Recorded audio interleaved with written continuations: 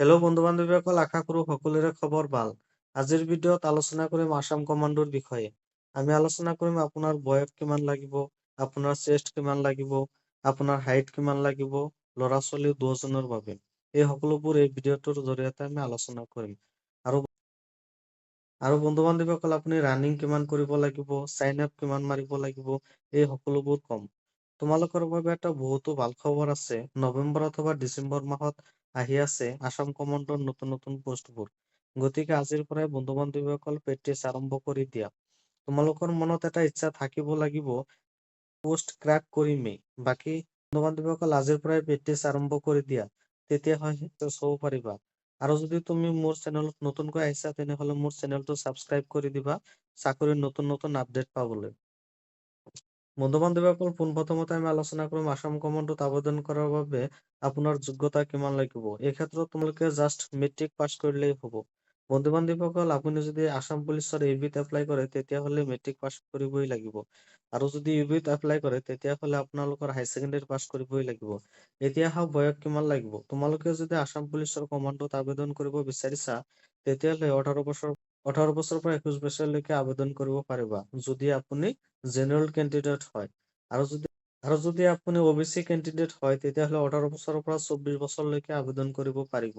আৰু যদি আপুনি ST বা SC হয়, তেতিয়াহ'লে 26 বছৰলৈকে আবেদন কৰিব পাৰিব। তো বন্ধু বান্ধৱীসকল, বয়সৰ বিষয়ে তোমালোকে গম পালা। এতিয়া ফিজিকেল টেষ্টৰ বিষয়ে কওঁ। প্ৰথমতে হ'ব ল'ৰাৰ বাবে 4.8 কিলোমিটাৰ। 4.8 কিলোমিটাৰ যাওঁতে আপোনাৰ সময় থাকিব 20 মিনিট। আপুনি 20 মিনিটৰ আগতে ৰানিংখন মাৰিব পাৰে, তেতিয়াহ'লে আপুনি পাছ কৰিব। আৰু যদি 20 মিনিট 1 ছেকেণ্ড হয়, তেতিয়াহ'লে আপুনি ফেইল হৈ যাব। তো বন্ধু বান্ধৱীসকল, তোমালোকে বহুত বহুত বহুত প্ৰেক্টিচ কৰা, তেতিয়াহে তোমালোকে 20 মিনিটৰ আগতে ৰানিংখন মাৰিব পাৰিবা।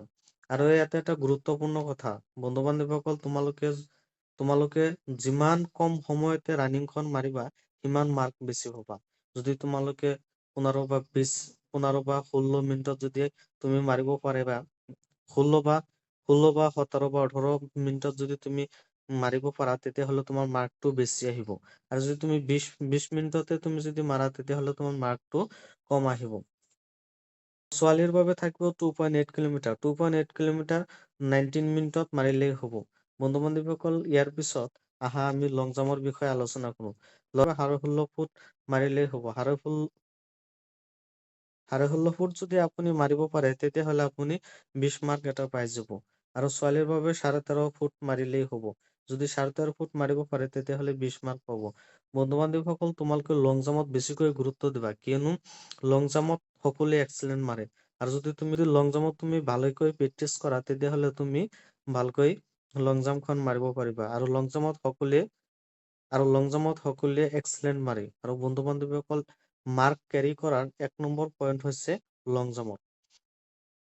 আৰু এইটো মাৰ্ক তোমালোকৰ লাষ্টত গৈ বহুত কামত আহিব। তাৰপিছত তোমালোকৰ ল'ৰাৰ বাবে 100 মিটাৰ 10 ছেকেণ্ডত মাৰিব লাগিব। আপুনি যদি 100 মিটাৰ 10 ছেকেণ্ডত মাৰি দিয়ে, তেতিয়াহ'লে এটা 20 মাৰ্ক পাব। আৰু এইটো যদি আপুনি 14 ছেকেণ্ডলৈকে সময় থাকে, আৰু যদি আপুনি 14 ছেকেণ্ডত মাৰে, তেতিয়াহ'লে আপুনি ভাল নম্বৰ নাপাব। যদি তাৰ আগতে মাৰিব পাৰে, তেতিয়াহ'লে ভালে এটা নম্বৰ পাব। আৰু 14 ছেকেণ্ডৰ ওপৰত গ'লে, 1 ছেকেণ্ড ওপৰত গ'লে আপুনি ফেইল হৈ যাব। আৰু ছোৱালীৰ বাবে 19 ছেকেণ্ড থাকিব। আপুনি যদি 15 ছেকেণ্ডৰ আগতে মাৰিব পাৰে, তেতিয়াহ'লে ভাল এটা মাৰ্ক পাব। যদি আপুনি 20 মাৰ্ক পাব যদি আপুনি 20 মাৰ্ক পাব বিচাৰে, তেতিয়াহ'লে আপুনি 15 ছেকেণ্ডৰ আগতে মাৰিব লাগিব। যদি তাৰপিছত বন্ধু বান্ধৱীসকল আহিল চাইন আপ।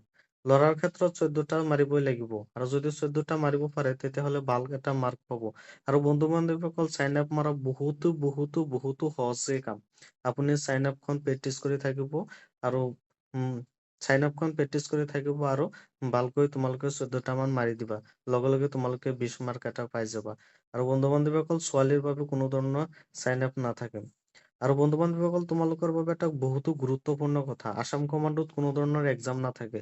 জাষ্ট খালি ফিজিকেল টেষ্টেই মেইন। সেইকাৰণে বন্ধু বান্ধৱীসকল, তোমালোকে ফিজিকেল টেষ্টত বহুতো গুৰুত্ব দিবা। যিহেতু তোমালোকৰ কোনো ধৰণৰ এক্সাম নাই, সেইকাৰণে বন্ধু বান্ধৱীসকল, তোমালোকে ফিজিকেল টেষ্টত তোমালোকে বহুতো গুৰুত্ব দিয়াটো জৰুৰী। বন্ধু বান্ধৱীসকল, তোমালোকে যদি আসাম কমাণ্ডোত যদি তোমালোকে সফল হ'ব বিচাৰা, তেতিয়াহ'লে তোমালোকৰ চাইন আপ, তাৰপিছত লং জাম্প, তাৰপিছত দৌৰ, এইবিলাকক তোমালোকৰ বহুত গুৰুত্ব দিব লাগিব। তোমালোকে সদায় ৩-৪ ঘণ্টা কৰি তোমালোকে ৰানিং কৰি থাকিবা, চাইন আপ মাৰিবা, তাৰপিছত লং জাম্প মাৰি থাকিবা। বন্ধু বান্ধৱীসকল, কষ্ট কৰিলেহে তুমি তাৰ ফল পাবা।